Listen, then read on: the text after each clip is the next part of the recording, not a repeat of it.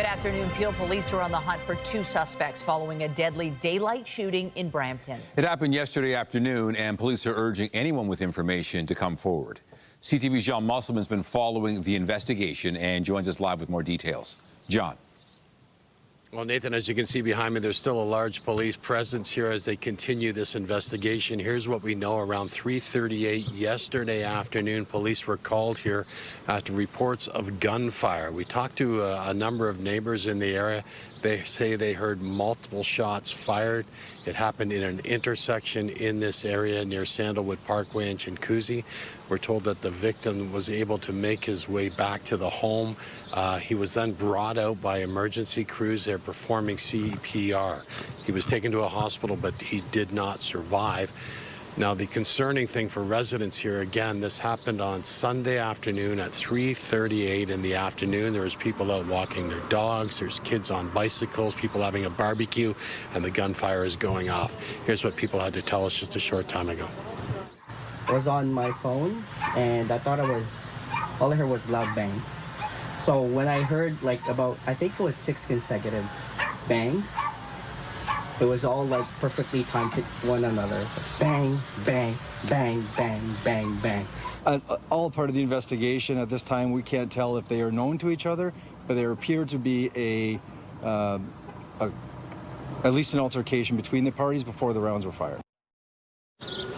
Now, at this point, we don't know what the motive is for this shooting. We know that police are looking for at least 2 suspects in dark clothing.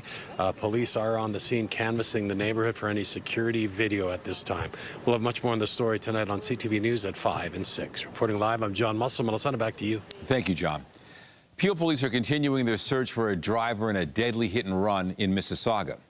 Now, a woman in her 30s was struck at Eglinton and Erin Mills Parkway near Credit Valley Hospital shortly after 6 Sunday morning. She was taken to hospital where she later died. The vehicle involved was last seen heading east on Eglinton. Police say they have security and dash cam footage and are confident they'll be able to identify the driver. Investigators are calling on the person involved to find a lawyer and turn themselves in. An investigation is underway following a stabbing at a Scarborough apartment building. Police called to the building in the area of Kingston Road and Lawrence Avenue East just after 5:30 this morning. When they arrived, they found a woman who had been stabbed. She was taken to hospital, but there's been no update on her condition. Police have not provided details on possible suspects. York Regional Police are searching for 2 suspects in connection with a smash and grab robbery in Richmond Hill. Investigators have released images of the men that they're looking for. Both are described as being between 30 and 40 years old and roughly 5'6". The pair are accused of breaking open glass cases and stealing electronics from a store near High Tech Road and Red Maple Road on Sunday. Police are asking anybody if they know anything to come forward. There was a house fire in Pickering. Emergency crews called to a home in the area of Rosebank Road and Rougemont Drive shortly before 10:30 a.m. Police say all the residents in that home were able to make it out safely. No injuries reported. The cause of the fire is under investigation. Still to come, the Prime Minister is expected to announce which company is going to build Canada's next submarine fleet. We'll have those details a little later in the newscast. But first, Canada may be eliminated from the World Cup and Toronto's hosting duties may be over, but the city continues to be gripped by football fever. There is expected to be a big turnout in Nathan Phillips Square this afternoon as people tune in to see Spain square off against Portugal. Our Jessica Smith joins us live now from the square with more on the action. Jess. You know what, and it's my favorite price to come down here and watch the game, which is free.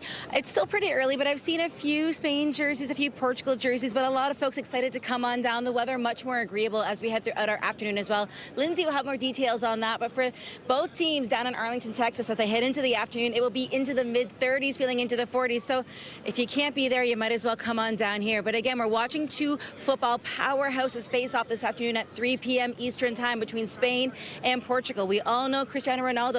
There was a scene here in the city of Toronto. Both Cristiano and the team gave props to our city as to how they received them, all the excitement. But they're facing off against Spain with Lamine Yamal, the young phenom, and it is going to be exciting. Now, Spain, not necessarily the favorite, although they are a football powerhouse. So we're going to have to wait and see. But as you mentioned, although Canada is out of the World Cup after an historic run, still lots of action down here at Nathan Phillips Square. The fields are still set up. A lot of people excited. Again, it's early, but I'm seeing a few kind kind of Portugal jerseys trickling around, a few Spain jerseys trickling around. So we'll have to wait and see what the turnout looks like. But we know little Portugal here at Nathan Phillips Square over at FIFA Fan Fest that we are going to see massive crowds. There are huge communities for both teams, so it's going to be fantastic. We'll have more coming up later on, but I'll throw things back inside to Michelle. Look forward to it. Thank you, Jess.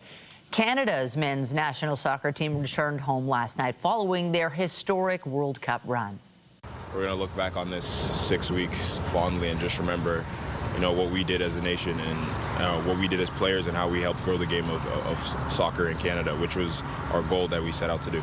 So the support, the love, the liveliness in every city was unbelievable for all of us. Hopefully with the momentum that we brought it from this tournament, we can continue to push on and push forward and, try to go even further in the next one. And hopefully we inspire the generation of younger Canadian kids to come help us do that.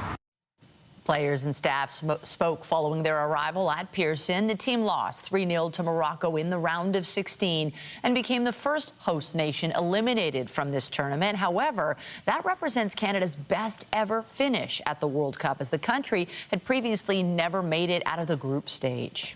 And despite the end of Canada's World Cup run, there is plenty of optimism for the future of the sport in this country. CTV's Kamal Karamali has more on the impact the tournament is already having on the pitch. Canada, whose World Cup ends. Less than 24 hours after Canada was knocked out from a historic FIFA World Cup run, these Canadian kids dropping everything to take to the pitch, ready to pick up where the national team left off, inspired, motivated to one day take the men's squad to the next level, something 12-year-old Riley Ross dreams of doing. It would be really good to represent my country. Lots of people watching me. Youth soccer camps like this one have been reporting a surge in kids signing up in the past few years, adding to the sport's growing momentum across the country. We only had maybe 1-2 teams per year, and now we're up to, I think we have about 30 teams here plus going, so it's growing. A chain reaction from Canada's performance in the last 2 World Cup tournaments, but now the real work begins. The game throughout the country has to get better, has to continue to grow, because it's all part of the big picture. So what does that look like? Canada is on the right track, but the next step would mean more infrastructure, like soccer residency centers. A lot of the other football nations have that and have that established. So a place where not only our kids can grow, but they can get professional training. And more youth academies with a direct pipeline to professional teams. Right now, there are 3 Canadian Major League Soccer teams with programs that scout youth and help them grow their talents. Other soccer nations have many more, but the birth of the Canadian Premier League about a decade ago can help with that. Hopefully, he pays close attention to finding an infrastructure that is a pathway that is constantly pushing kids to the next level. Alex. So fear not, football fans. Canada's World Cup run appears to be just the beginning, with the team's future Watching it just made me see how good I need to be. In good hands and great feet. Kamal Karamali, CTV News, Toronto. Portuguese soccer team FC Porto is doing its part to help grow the game in Canada. Members of the squad are hosting a youth soccer camp at Weston Lions Park. And CTV's Mike Walker is there and joins us live with more. This sounds like fun, Mike. It is a lot of fun, Nathan and Michelle. You can see over 100 kids here on the pitch. Now, FC Porto is one of the most historic and successful professional football clubs in Portugal. And this week, 4 of its youth academy coaches are here in Toronto for an intense week-long training session. Now, as part of this camp, the kids are being put through a number of drills. As I said, there are more than 150 young soccer players from soccer clubs across the city between the ages of 6 and 17 taking part in this camp, which is a partnership with the North York Academy and FC Porto. The coaches from FC Porto are UEFA certified and are rotating these players through a number of drills and are using FC Porto's official academy methodology. It's the same methodology the pros use back in Portugal, helping these young players develop their technical and tactical skills, and most importantly, build their confidence. We spoke with a number of these young players who all tell us they have some professional aspirations. Here's more from them about this unique opportunity. Honestly, we're very lucky to have people of this class, and we're very excited to see what we learn more. It's definitely like professional standards, and it's like good coaches. Like they bring experience that they played in, and it's just setting up for like the pro environment. I hope I learn new things so that I can play more maybe professional when I grow up, because they've already taught me so much from just today. It's an excellent opportunity for all Canadian players to learn a European methodology, specifically from FC Porto, the way they play, their technical training, their tactical training. And as you can see, the kids are having a great time and they're learning at the same time. Now, FC Porto hosts its world training camps for young soccer players in cities across the world. This is the first time it's holding a partnership for a camp like this one with the North York Academy here in Toronto. Reporting live on Mike Walker. Nathan, back to you. All right. Thank you, Mike. We have more news in a moment, but first a look at the forecast. There's a live shot of the city at Nathan Phillips Square. We know there's another big game happening later on today, so the knockout stage not over. Don't forget, it's still summertime. The sun is shining, and we still have to take precautions, even though that heat wave is over. Lindsay Morrison has a look at the current conditions. Hey, Lindsay. Hey, Nathan. Yeah, that heat wave so fresh in the minds of so many. It was just last week, and it wasn't that long ago that we were feeling like 40. Right now, 25 degrees, feeling more like 29, a little more manageable. And temperatures are near seasonal in most areas right now and will be through a good portion of the afternoon. We do have an east wind today, and that's going to keep some lakeside communities just a little bit cooler. And depending on where you're joining us from, you may be encountering some wet weather between Hamilton, Niagara, and certainly along the shoreline of Lake Erie. It's a bit of an unsettled day, but here in Toronto proper, we are enjoying a mix of sun and cloud and will through the rest of the afternoon. 26 degrees, likely to feel more like 33 at the warmest point of the day. UV index, we're at an 8 or a high, very high, I should say, here in the GTA. Coming up, we're going to talk about our chances of wet weather this week and give you an idea of what the temperature trend looks like heading into next weekend. That's ahead. For now, though, Nathan, back to you. Thank you, Lindsay. There's a new stop on the Kitchener GO line today. Metrolinx is now offering service to Stratford 7 days a week. For now, one train will head east to Union in the morning and return back to Stratford in the afternoon. The service will run year-round. Premier Doug Ford is in Calgary today, meeting with his Alberta counterpart, Danielle Smith. The pair spoke earlier this morning proposing the creation of a new pipeline. CTV's Queen's Park Bureau Chief Siobhan Morris joins us live now with the details. Siobhan. Well, this builds on a meeting and an agreement that the two premiers signed around this time last year at the Calgary Stampede, looking for new opportunities to collaborate on energy. They also signed a memorandum of understanding back in the fall to look at the feasibility of building a pipeline from west to east here in Ontario. We know that the Premier of Saskatchewan is also on board. So today we heard more about the proposed route for this pipeline. It would land in refineries in Sarnia. The idea is that it would run some 3,300 kilometers moving oil from west to east without having to dip into the United States. The premiers have said that's very important, of course, in the current economic and political climate, with some volatility coming from south of the border. So far, the Premier of Manitoba is not yet on board. Here's more of what we heard from Doug Ford this morning. We need to move quicker, faster, immediate. That is why I'm thrilled to be here today, making progress on our agreement from last year as we unveil the route for the Northern Shield Energy Corridor.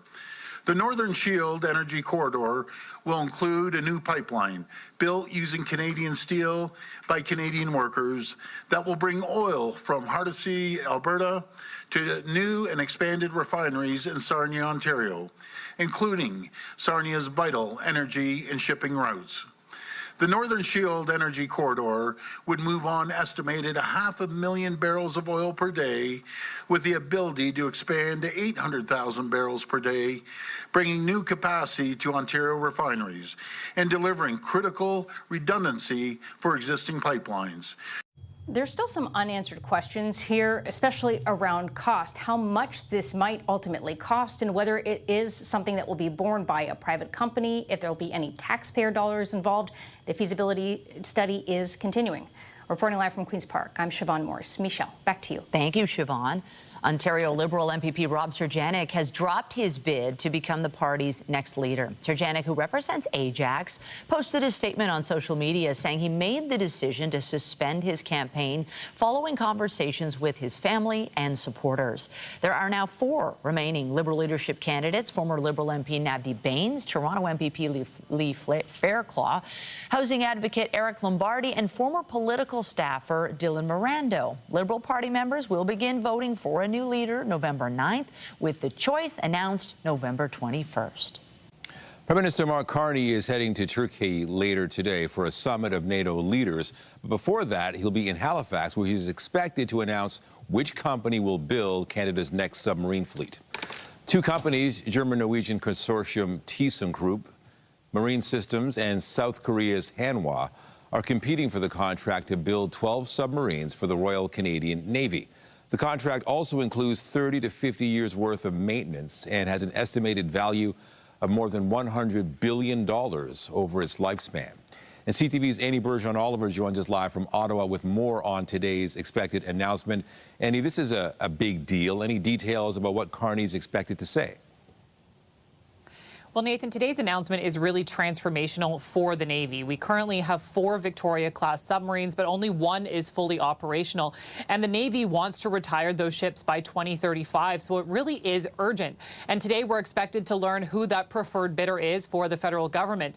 Key industrial sources have told CTV News, who were familiar with this process, that Mark Carney in Halifax today intends to announce that the German-Norway consortium TKMS is going to be moving ahead as Canada's preferred bidder. They have promised to be able to get 4 submarines delivered to Canada by 2036. And in total, they say they can provide about $86 billion worth of GDP assistance in Canada. They have said that they want to invest in the port of Churchill in Manitoba. They intend on building a torpedo plant here in Canada and investing in Canada's energy sector as well. In addition, this is a big contract, roughly more than $100 billion, as he pointed out. Around 20 to 30 billion of that is for the subs itself. Another 40 to 50 billion is for the maintenance, repair, and logistical supports of this subs.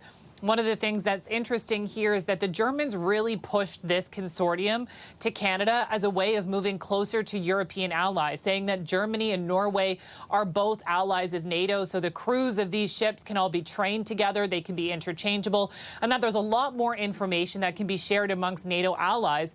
Of course, the South Korean Hanwha, which was the other one, they are not a member of NATO, and so the Germans were really using their position in NATO with their close relationship with Norway, another NATO ally, to really push the submarines forward. And it seems that that may have played a role as well. And again, this all kind of ties in, as you were saying, to the Prime Minister heading to NATO today, where he's likely to talk about this big purchase agreement and preferred bidder situation with those allies. All right, CTV's Annie Bergeron-Oliver in Ottawa. Thank you. Thank you.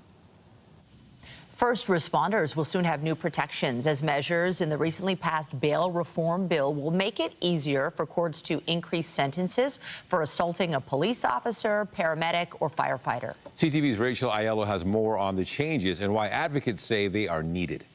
Hold your head nice and still.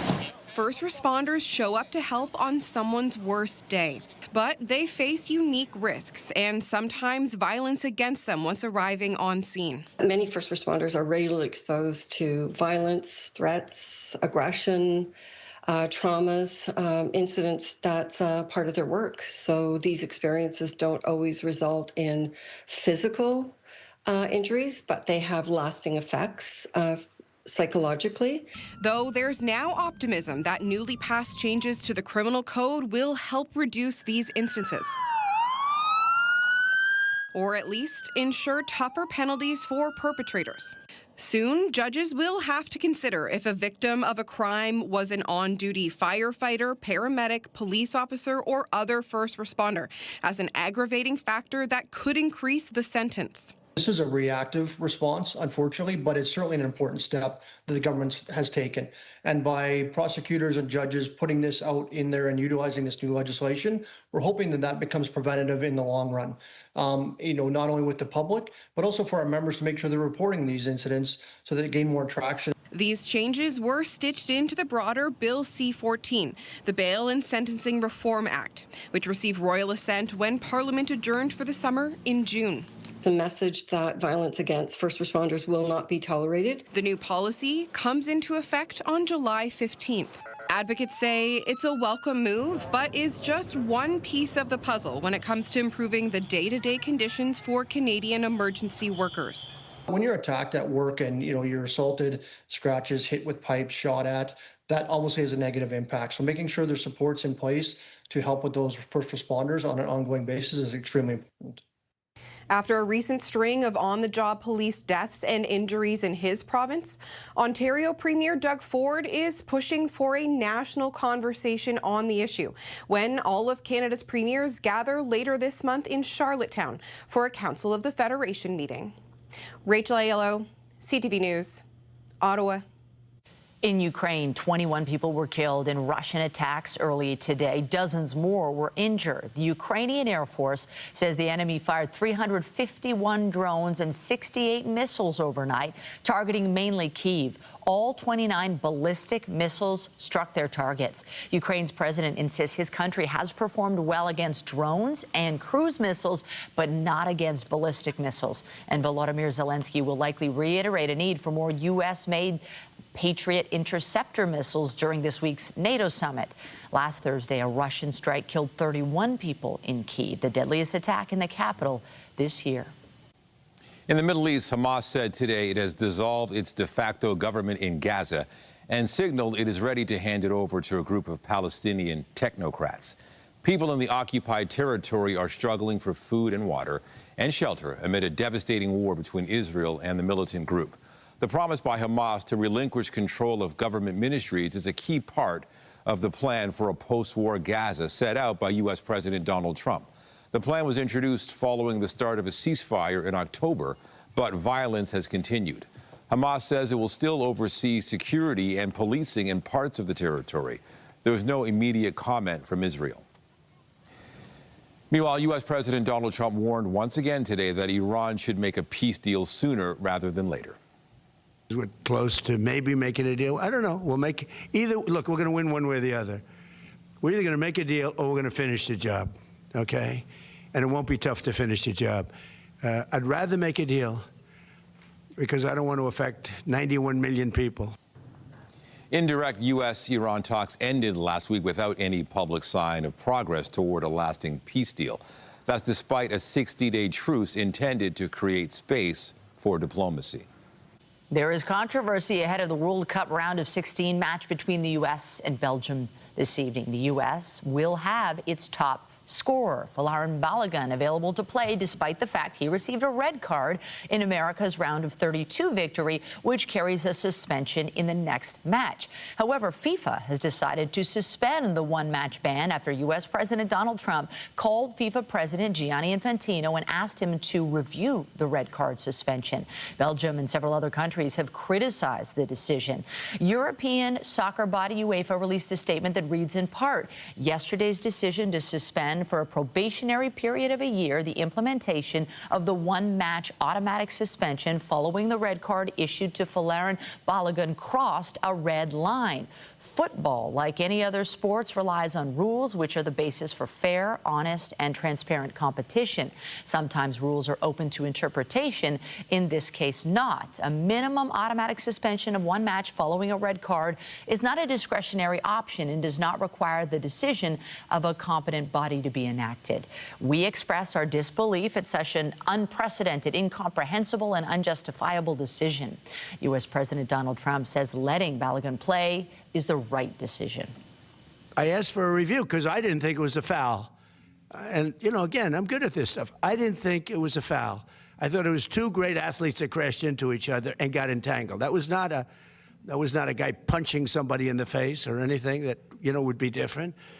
And I think it's a terrible, if they wouldn't allow, you know, a top player, maybe the best, maybe among the best players on the team to play, I think it would have had a big stain. FIFA has rejected Belgium's letter seeking a copy of the decision that makes Balogun eligible for tonight's match. The Royal Belgian Football Association says soccer's governing body refused to respond to a request for an explanation. The U.S. is the last remaining host country in the tournament after Mexico was ousted by England last night. Saka, first time he's really got into this kind of area, able to do damage. Bukayo Saka, past Kane, but Bellingham coming in! Jude Bellingham scored twice in under 2 minutes to give England a 2-0 lead. However, Mexico scored just before halftime. Now, England then went down to 10 men early in the second half. England's Harry Kane scored his 6th goal of the tournament on a penalty to give his squad a 3-1 lead.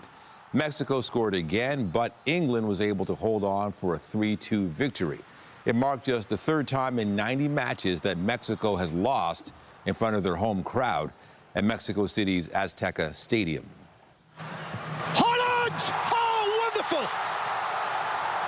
He has nailed it for Norway!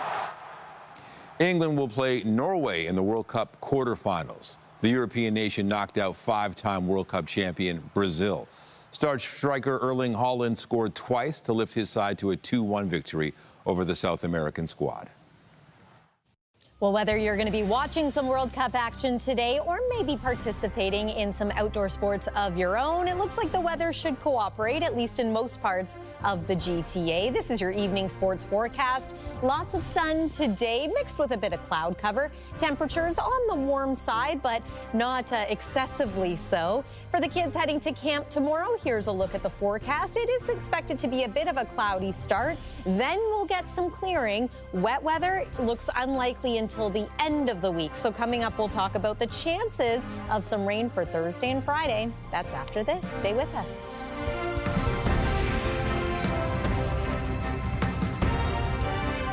When you see it happen, send it to CTV News. Text 10400 from your screen to ours. Text 10400.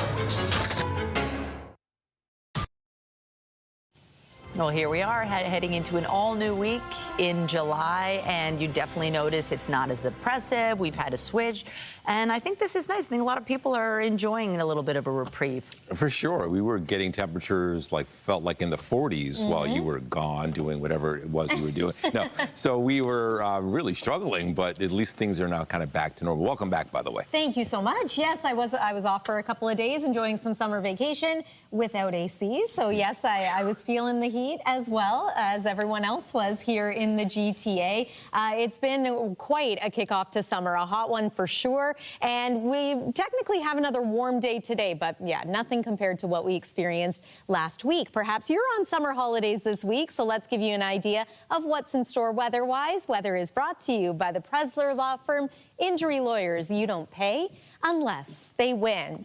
Now, here's something that's kind of jarring to see on the 6th day of July. Look closely. That looks like a pile of dirt or mud, but this is actually snow left over from the season. There are, I believe, 2 locations in Toronto where the snow gets dumped after big snowfalls. And yeah, it's still sticking around. Somehow this pile of snow in the city of Toronto survived that heat wave last week. It doesn't look very nice, does it? It doesn't really look like snow anymore. We're going to keep an eye on that and see how long it takes for that snow to fully melt into the ground. Today might help. 25 degrees feels like 29 this hour at Pearson Airport. It's a little cooler in Windsor comparatively because there's a bit more cloud and some shower activity across southwest Ontario. It's also been a very active weather pattern the last week or so, in addition to it being very hot. And today, less in the way of severe weather, but we do still have some showers, as mentioned, for areas south of the GTA. Mix of sun and cloud expected for us. 26 degrees will feel more like 33 at the warmest point of the afternoon. Seasonal norm is 27 degrees. Record to beat today is over 36 degrees, so likely not to happen today. But again, we'll keep an eye on those records going forward. Tonight, Dipping below 20 degrees. Once again, that happened last night too. Partly cloudy skies, near normal lows in many areas. And then tomorrow, it's going to be another great day for spending time outside. Bit of cloud cover in the morning. It clears for the afternoon. We're forecasting a high of 27 degrees, feeling more like 32. And it's upper 20 temperatures just about everywhere in southern and southwestern eastern Ontario as well. Looking like a nice summertime day. Wednesday is going to be another hot one, not oppressively so, but near 30 degrees. There's that shower activity and that cloud cover that I mentioned impacting some areas just along the southernmost points of southern Ontario. Big low pressure system stateside, but for us, it's going to be high pressure the next couple of days, keeping us mostly dry. That cold front looks like it's going to move in dry as well. Here is the forecast radar. I'm simply setting this in motion to show you not a whole lot of activity. Next rounds of possible wet weather come on Thursday, starting north of here and then eventually impacting us as the day goes on. Chance of some showers on Friday as well. Temperatures are going to remain in the upper 20s, so that active weather not cooling us down all that much. And then into the weekend, sunny for Saturday with a high of 28 degrees, expecting a little more cloud cover on Sunday. That's the weather for now. Nathan, going to send it back over to you. Thank you, Lindsay. The Blue Jays are continuing their West Coast swing tonight, beginning a series with the San Francisco Giants. As he lashes the ball to left field, and that's going to be over the head of Arozarena and off the base of the wall. Vladdy on his way to second and in there ahead of the throw. The Jays lost 4-0 to the Seattle Mariners yesterday, their second straight shutout loss. Kevin Gausman will start for Toronto tonight. First pitch is set for 9:45 Eastern in San Francisco. The Tempo hosted the Dallas Wings at Coca-Cola Coliseum yesterday afternoon. Mabry in traffic for three. Marina Mabry doing what she does, leading the team with 19 points, but the Tempo would end up losing the game 89-76. The team is back on the court Wednesday when they host the Golden State Valkyries. Toronto swimmer Summer McIntosh has set another record in the pool. And she will touch in a new world record. The 19-year-old finished the 200-meter butterfly in 2 minutes, 1.65 seconds at the Canadian trials last night. That's nearly 0.2 of a second faster than the previous record, which was set in 2009. McIntosh's mother, Jill, was also an Olympic swimmer and previously set the record for the 200-meter butterfly in that same pool decades earlier. Rogers is set to take complete control of Maple Leaf Sports and Entertainment. The company has signed a deal to buy the remaining 25% stake in the company from Kilmer Sports, owned by Toronto businessman Larry Tannenbaum, for $4.35 billion. The Maple Leafs, Raptors, Argonauts, and Toronto FC are all owned by MLSE, along with the Marlies and Raptors 905. Rogers also owns the Blue Jays, as well as the Rogers Centre. The deal is expected to be approved in the fourth quarter of this year. Larry Tannenbaum releasing a statement that reads in part, "I'm extremely proud to leave this legacy of excellence, a culture of winning, and a family feeling among all our MLSE employees to be carried on. I thank you for putting your confidence in me. I've always regarded my ownership position as a public trust, for truly these teams belong to you, the best sports fans in the world." You're watching CTV News at noon. We've got more coming up after the break. Stay with us.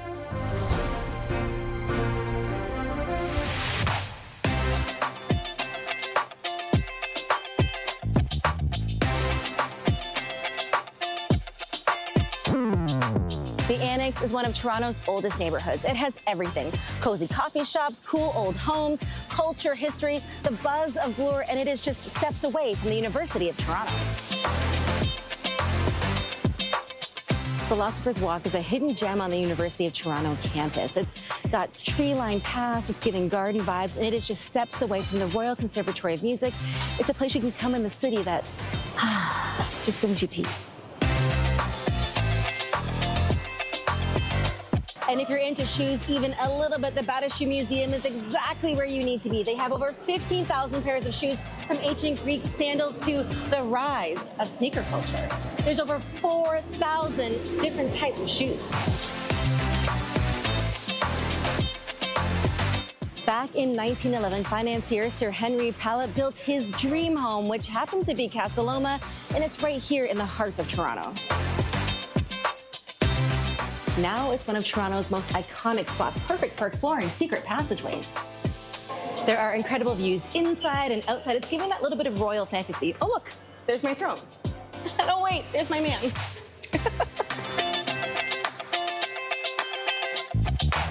The Royal Ontario Museum is one of Canada's oldest museums. Get this, there are over 18 million artifacts and over 40 galleries. You have to come check it out. And yes, the Bat Cave is a fan favorite. It's definitely a spot you don't want to miss. Not there, not there.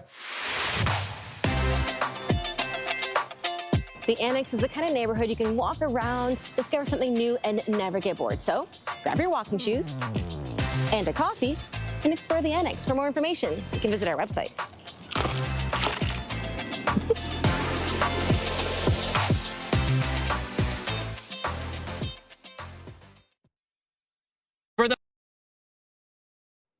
Let's check in once again with CTV's Jessica Smith at Nathan Phillips Square ahead of this afternoon's match between Spain and Portugal. Are fans starting to arrive, Jess? We've seen a few jerseys here and there, Nathan. It's still pretty early, but you know football fans are die-hard, and there's a lot of people here warming up, getting ready for the game this afternoon. But I'm joined by this wonderful family. Introduce yourself. Hi, my name's JT. I'm Fallon. And who are the little ones here? Amari. Amari. And what's your name, honey? Jen. So you guys are obviously big football fans. I mean, Portugal, Spain, they're two powerhouses. Who do you think is going to take it today? Because it really is anybody's game. I don't know. I think it can go either way. I cannot pick any favorites today, but maybe Portugal. Do you have an idea, a favorite? Oh, Portugal. Yes, of course. And what about you? Spain. The Spain outlier, big Lamine Yamal fan? Yeah. And for you, honey, who are you cheering for today? Spain. Who's your favorite player? Do you have one on the team? Lamine, maybe? Yeah, I think so. All right, we're going to let them get back to soccer, but it's honestly, it's so much fun. What's been the best part about watching the FIFA kind of fandom take over the city? I think it's just everyone getting together in so many different cultures, just experiencing one game. Now, we were talking before we came on camera. I kind of wish there were more games here in the city of Toronto, but what did you notice about just how the city and just like the country came alive? Oh yeah, it's such a gift to be in Canada. You see all the multiculturalism and all the different countries and everyone uniting. It was so beautiful to see. It was so much fun. I'll let you guys get back to it because I don't mean to brag, but these are probably two future soccer superstars, football superstars that will play for Team Canada one day. But again, lots of folks out here getting their reps in ahead of the game today at 3 o'clock. But Spain and Portugal, two football powerhouses. We're going to have to wait to see what happens, but it's going to be fun no matter what. Reporting live, I'm Jessica Smith. Michelle, I'll send things back to you. Thank you, Jess. Well, after confirming a travel-related case of measles, Toronto Public Health has issued a list of times and places where members of the public may have been exposed to the virus.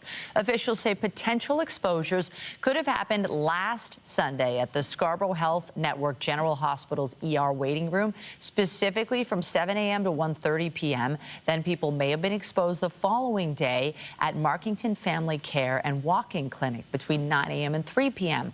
On Tuesday, the infected individual was present at the kids' outpatient clinic at Scarborough Health Network General Hospital from 8 to 3. Measles is highly contagious and spreads through the air. Anyone potentially exposed is advised to monitor for symptoms, and officials say those born after 1970 need 2 doses of measles vaccine for the best protection if not previously infected. Still to come, many federal public servants are starting a new work schedule today. We'll have more on a lack of space for those returning to the office when we come back. Get Toronto's top stories, breaking news alerts, and watch live. Download the CTV News app. Many federal public servants are starting a new work schedule today, which will see them in the office 4 days a week. But some departments are having trouble finding room for staff. A spokesperson for Immigration, Refugees and Citizenship Canada says most of that department's employees will work on site only 3 days a week as it works to secure office space. Most public servants began working remotely during the COVID-19 pandemic. Core federal employees have been working 3 days in office since 2024. A pilot project underway in Montreal is looking to support bees brick by brick. It aims to provide spaces for the pollinators to thrive even in urban environments. CTV's Anastasia Dextrine has the buzz. Beyond holding up a building, a brick like this could help to support an entire ecosystem. Specifically designed bee bricks by Brick are being tested as an alternative nesting place for bees. You can install inside a wall, you can put in the garden, on a post, or wherever you need it. And you have some holes in it of different size where solitary bees can find shelter. Spokesperson Elodie Jeanne says solitary bees are different from honeybees. They're native to Quebec and they don't live in colonies. They're among the most effective pollinators, but the population has declined. We have designed out nature from our buildings. They become smoother. A healthy pollinator population requires much more than just this. She says bees need more green spaces and pesticide-free environments to thrive. And with bee bricks allowing people to plant inside building facades, they could be the building block to solving an environmental problem. So Brick is calling on those who are interested to reach out. It's an invitation to talk about not only about the bees, but about our relationship with being urban and trying to introduce nature into our cities. The team says the weather-resistant bricks are best placed where they'll receive sunlight. They must be installed at a certain height and routinely cleaned. I have a bit less than 20% who raise their hand, but we'd have to see if it's a good place to install it, and we'd have to. I think we would try also to have a good variety of, place. The team plans to evaluate the results of the pilot project over the next 2 years. Anastasia Dextrine, CTV News. The latest Minions film topped the weekend box office.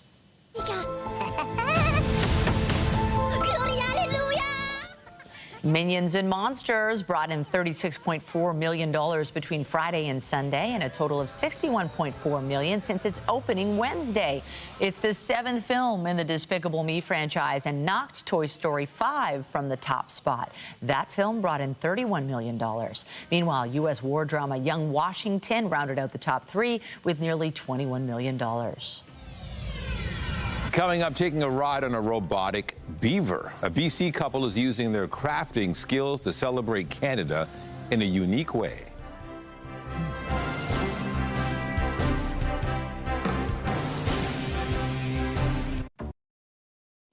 Canada Day was last week, but people are continuing to showcase their love for the country in unique ways. CTV's Adam Sawatsky has more on a BC couple who have used their crafting skills to share their joy.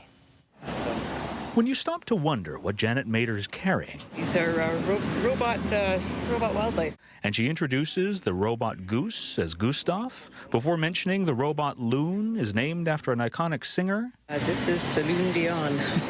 And then David Bino tells you they have a third animatronic animal. Yeah, we've got an electric beaver. You're grateful they agree for you to follow them into their hack space and meet who they named after a former prime minister. His name's Lester Beaver Pearson, because Canadian history nerds and bad puns. But also because David and Janet simply thought it would be funny to make Lester Beaver Pearson rideable. Oh, it's hilarious. So Janet figured out new welding techniques, while David learned all about electronics. Whenever I get stuck kind of thing, she can usually find a way out and vice versa. And while the other animals are featured at combat robot tournaments, with Gustav the Goose performing the halftime show and Celine Dion singing the national anthem in both official languages, Lester Beaver Pearson makes appearances all over the place. I personally just like to inject little bits of joy. A couple of David and Janet's friends rode the beaver during their Canadian citizenship ceremonies over Zoom. So they can feel like that much more Canadian while taking their oath of citizenship. And then a bunch of their neighbors borrowed them for a nonagenarian's birthday. That's a 90-year-old's. Nonagenarian beaver rodeo is a phrase I never thought would enter my lexicon, but it was amazing. But best of all is when they take the beaver out in public to build a community by offering rides to strangers. So nice to see that you're making somebody smile, because there is so much awfulness. So it feels really important, being kind. Like our country was created by all sorts of different people coming together to make this mosaic we call Canada, Janet and David are hoping to inspire others to build all sorts of things to make our communities more fun. It's kind of a wonderful time to be alive, really. Adam Sawatsky, CTV News. So that made me dizzy, all that spinning. This is one of those stories where if you're at home, you have the sound off, you're wondering, what is that about? Oh, well, very patriotic, and what a solid summer day. And I think it's more bearable because we're kind of hardy now. Yeah, absolutely. We've been through the summertime heat. I don't know, maybe that's the hottest stretch of summer. Who knows? There's still a lot of summer to go, but today we're much more seasonal. And this is a look at what we can expect tomorrow. 27 degrees will feel like 32, so another nice summertime afternoon ahead. In fact, the next 3 days are looking warm. 30 degrees on Wednesday with wall-to-wall sunshine. Thursday, we're going to start to watch for some active weather, not those severe thunderstorms like we had last week. It looks like some showers, possibly Friday too, with some cloudy skies, but the sun is back out for Saturday. Could see a bit of an increase in cloud cover again on Sunday. Nathan and Michelle. All right. Thank you, Lindsay. And that is it for CTV News at noon. Remember, you can get Toronto's breaking news all day long on CP24 and at ctvnewstoronto.ca. For Lindsay Morrison and all of us here, have a pleasant afternoon. I'm Michelle Dubé. And I'm Nathan Downer. Be sure to join us later for CTV News at 5 and 6. Have a great day.